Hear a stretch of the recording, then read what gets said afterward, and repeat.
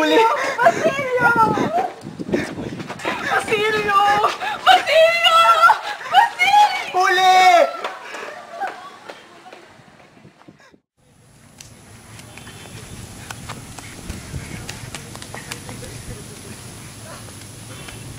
Basilio! Ano nangyari sa'yo?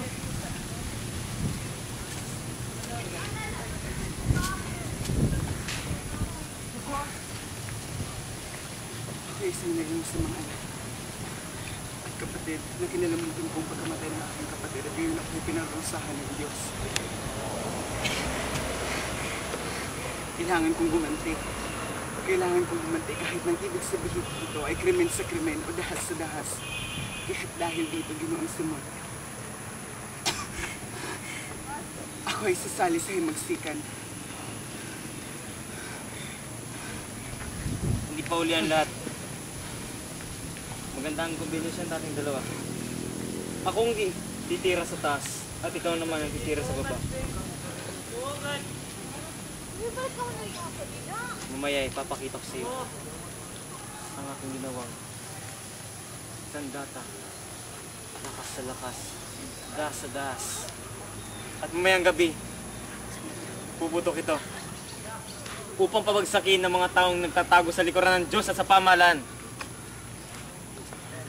Kung gano'n hindi mo na ako kailangan sapagkat nabuo mo na ang iyong plano. Meron kang gagawin. Sa ikanap na ikasyam ng gabi, magkakaroon ng pagputok dahil sa lamparang ito. Sa udyat na iyon, susulong ang grupo ni Cabezang Tales na mula sa bundok. Bubutas sila sa lungsod, titirahin nila ang mga impilan. At ikaw naman, pamunuan mo ang mga maghihimagsik ng mga tao at ipunta mo sila sa tindahan ni Quiroga. Nandoon ang mga sandatang aking binili nasa kanilang bodega. Maliwanag ba? Ngayon, sama-sama nating simulan ang pag-usap ng pamahalaan.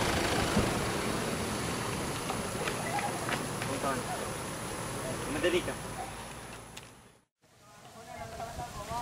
Tulad na nakikita mong Basilio. Pinaghirapan ko itong buhay.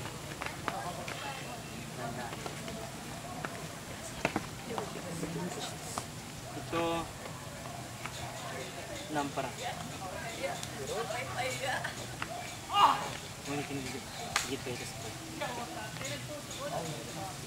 Sinasalamin ito ang latampot, natimpi, magalit, pagkainis.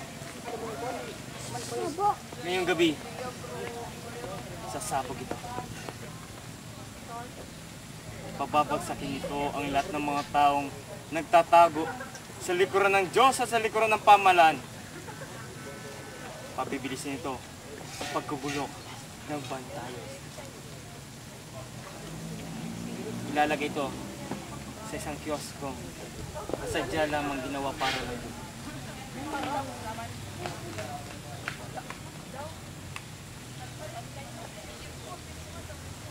Pumayang gabi, iwasan mo ang liwanag. Pagpapin mo sa